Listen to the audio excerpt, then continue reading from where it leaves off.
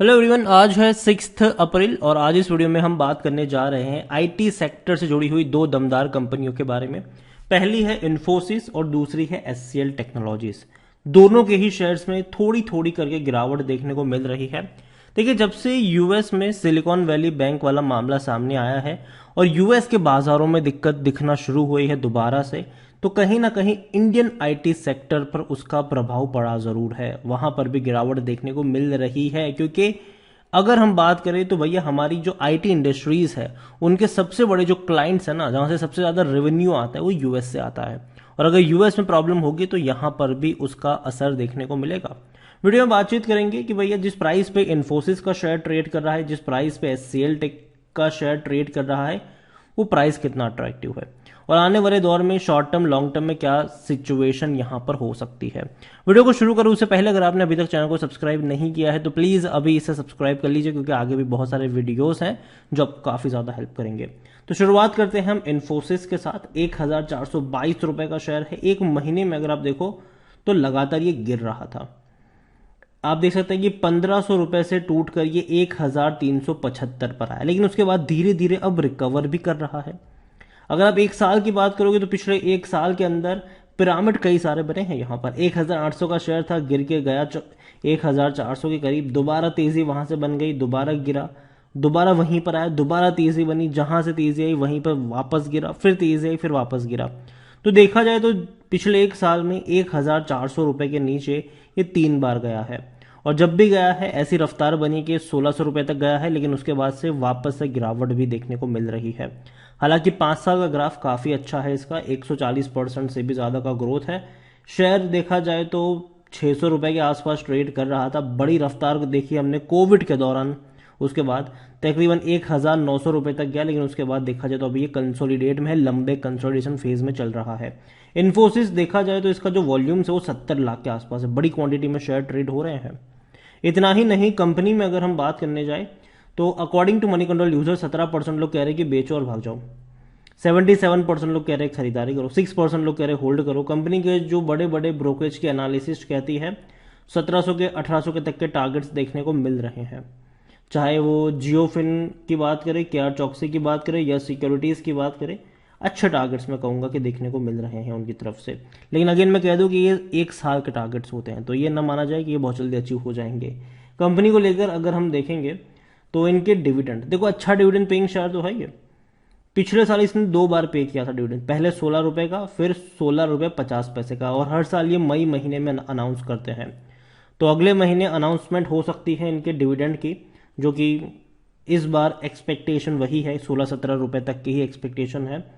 हालांकि पहली बार में, दूसरी बार में वापस उतना ही करेंगे। और बोनस अच्छा पे करता है ये। 2018 में इसने बोनस पे किया, तो उससे पहले 2015 में पे किया था, फिर 2014 में पे किया था। तो कई बार ये बोनस पे करता है, ये बहुत बड़ी बात है। कई बार शेयर मल्टीप्लाई हुआ भी है और उम्मीद करेंगे कि शायद इस साल या अगले साल दोबारा से यहाँ पर आपको बोनस भी देखने को मिल जाए, इनके रेवेन्यू बढ़ते रहे। आप देखिए यहाँ पर सबसे हाईएस्ट रेवेन्यू पिछले फाइनेंशियल ईयर में थे, और प्रॉफिट भी अगर आप देखो तो सबसे ज्यादा प्रॉफिट भी पिछले फाइनेंशियल ईयर में ही था। प्रॉफिट और रेवेन्यू दोनों ही बढ़ रहे हैं। और अगर हम क्वार्टर ऑन क्वार्टर कंपैरिजन करने की कोशिश करें तो भी भैया बढ़ रहे हैं, रेवेन्यू इनके बढ़ रहे हैं। प्रॉफिट भी अगर आप देखो तो वो भी बढ़ रहा है। क्वार्टर ऑन क्वार्टर का भी प्रॉफिट है, चाहे रेवेन्यू देखो, प्रॉफिट देखो, बढ़ रहा है। और ईयर ऑन ईयर बेस पे देखो तो भी तेजी देखने को मिली है। इन्फोसिस देखा जाए तो भैया कंपनी बेहतरीन है, इसमें कोई शक की बात नहीं है, लेकिन आप इसको सस्ता नहीं कह सकते, ना इसको महंगा कह सकते हो। इसका जो पी रेशियो 24.89 का है, सेक्टर पी भी उसके आसपास का ही है। और 81% एनालिस्ट भी कहते हैं खरीदारी करो। मेरी क्या राय है वो भी मैं शेयर करूंगा वीडियो में। लेकिन अगर हम बात करें शेयर होल्डिंग को लेकर, तो शेयर होल्डिंग में प्रमोटर के पास 13.18% की होल्डिंग है। बड़े बड़े फंड हाउस बड़ी क्वांटिटी लेकर बैठे हैं। 15.44% म्यूचुअल फंड्स के पास है, 13.12% डोमेस्टिक इंस्टीट्यूशन के पास है, 31.64% एफआईएस के पास है। रिटेल और अदर की मिलाकर बनती है 26.63%, जिनमें से रिटेल इन्वेस्टर्स 7.27% की होल्डिंग लेकर बैठे हैं।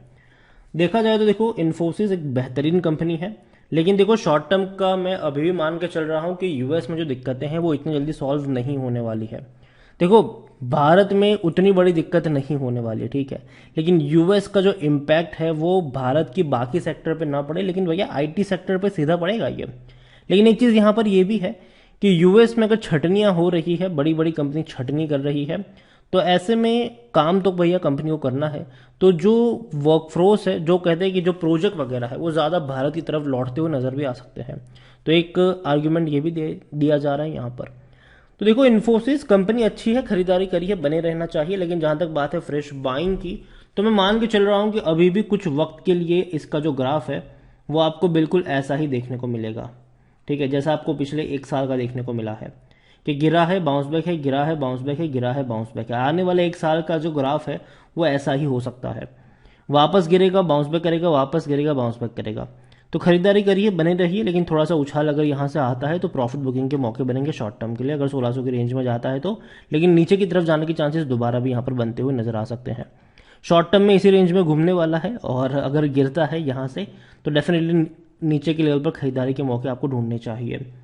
इन्फोसिस मुझे लगता है कि 1300 रुपये का जो रेंज है वहाँ पर नज़र होनी चाहिए, 1200 से 1300 की रेंज में, और वहाँ पे मौके बन सकते हैं बाइंग के। दूसरी कंपनी है एचसीएल टेक। 23 लाख से भी ज़्यादा की क्वांटिटी में शेयर ट्रेड हुए हैं, 1090 रुपये का शेयर है।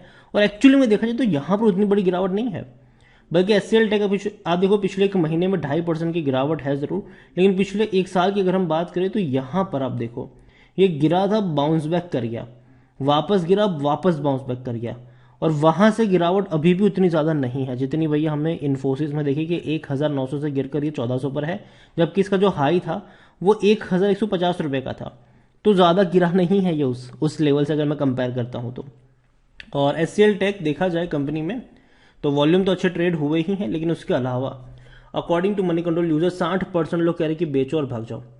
और एक्चुअली में मुझे लगता है कि शायद थोड़ा सा और ऊपर जाएगा, प्रॉफिट बुकिंग के ही मौके बनेंगे, क्योंकि जब भी ये 1100 की रेंज में गया है, 1100 से 1150 की रेंज में एक प्रॉफिट बुकिंग आई है, और वहां से ये फिर से नीचे की तरफ गया है। और यही वजह भी है कि आपको काफी लोग बेचने की सलाह देते हुए नजर आ रहा है इस रेंज के आसपास। और जहां तक बात करें डिविडेंड की, तो ये भी अच्छा पे कर रहा है। अब देखिए, पिछले साल 2022 में इसने 18 रुपए, 10 रुपए, 10 रुपए, 10 रुपए, इवन 2022 में और ज्यादा पे किया था, 5 बार पे किया था इसने। इवन 2023 में देखें तो 10 रुपए का ऑलरेडी पे कर चुका है। अभी 28 मार्च को दोबारा अनाउंसमेंट, 28 अप्रैल को दोबारा अनाउंसमेंट होने वाली है इनके रिजल्ट्स की। जैसे ही नतीजे आएंगे रिजल्ट्स के बारे में, आपको डिविडेंड के बारे में भी यहाँ पर पता चल जाएगा। तो अच्छी बात है, डिविडेंड भैया हर क्वार्टर में ये डिविडेंड पे करता है। जब भी क्वार्टरली रिजल्ट्स आते हैं डिविडेंड की अनाउंसमेंट हो जाती है साथ ही साथ। कंपनी अगर आप देखो, रेवेन्यू भी इनके भी बढ़ते नजर आए हैं, प्रॉफिट भी अगर आप देखोगे तो इनके भी बढ़ते नजर आए हैं। चाहे इवन अगर आप क्वार्टरली भी देख लो तो भी इनके रेवेन्यू में तेजी आई है, तो भी इनके प्रॉफिट्स में तेजी आई है। देखो, लेकिन प्रॉब्लम पता है क्या होती है कि एक्सपेक्टेशन, बाजार इतना एक्सपेक्ट कर रहा था कि इतने परसेंट से ग्रो होगा, और अगर नहीं वो ग्रो होता है तो गिरावट आती है। ठीक है, क्योंकि बाजार उसको उसका प्रीमियम वैल्यूएशन देना शुरू कर देता है, नहीं होता है तो वह प्रॉब्लम होती है यहाँ पर। एचसीएल में देखा जाए तो इसका जो पी रेशो वो 20 का है, सेक्टर पी 25 का है, 53% एनालिस्ट कहते हैं खरीदारी करो। बात करें अगर हम शेयर होल्डिंग की, तो शेयर होल्डिंग में प्रमोटर के पास 60.72% की होल्डिंग है, म्यूचुअल फंड के पास 8.96% की होल्डिंग है, 6.91% डोमेस्टिक इंस्टीट्यूशन के पास है, 18.31% एफआईएस के पास है, बहुत बड़ी क्वांटिटी है ये एफआईएस के पास। रिटेल और अदर्स मिलाकर यहाँ पर 5.11% की होल्डिंग है, जिनमें से रिटेल इन्वेस्टर्स 3.57% की होल्डिंग लेकर बैठे हैं। देखो, एचसीएल टेक एटलीस्ट मैं इस लेवल पे थोड़ा सा अवॉइड करूंगा इसे, क्योंकि मुझे लगता है कि यहां से थोड़े ही ऊपर अगर आप देखो तो एक रेजिस्टेंस बैठा हुआ है जो हर बार इसको नीचे की तरफ ड्रैग कर लेता है। तो जहां तक मुझे मौके की बात है, मैं पहले भी कह चुका हूं कि 1000 रुपए के नीचे जाएगा तो डेफिनेटली हम बात करेंगे, लेकिन 1000 रुपए के ऊपर मुझे उतना वर्थ नहीं लगता है एचसीएल टेक्नोलॉजी अभी के लिए। ठीक है, अभी के लिए बाकी मर्जी आपकी है। वीडियो को यहीं पे एंड करूंगा, पसंद आया हो तो लाइक करो, शेयर करें, चैनल पर अगर पहली बार है तो प्लीज सब्सक्राइब करें। और एचसीएल टेक्नोलॉजी और इन्फोसिस दोनों में से कौन सी कंपनी आपके पोर्टफोलियो में है या फिर आपको पसंद है, वो भी आप मुझे कमेंट में लिख के बता सकते हैं। Thank you.